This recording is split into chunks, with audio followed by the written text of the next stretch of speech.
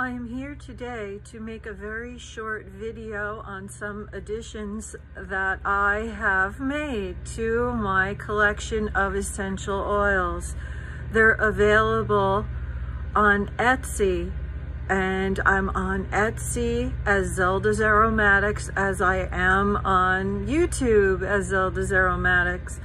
And here is a 1/2 ounce cobalt bottle of the lavender, and it comes with a pipette, and you can use drop by drop externally or dilute it. And these are the bottles that I already did sell on Etsy, but I had added this cobalt bottle version.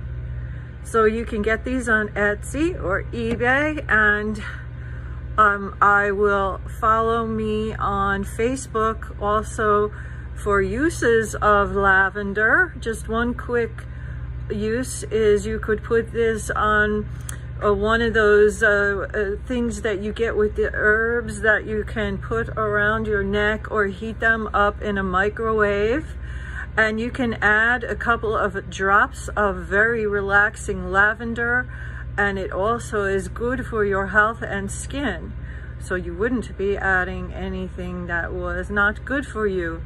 And I also have eucalyptus and tea tree and sweet orange and many more.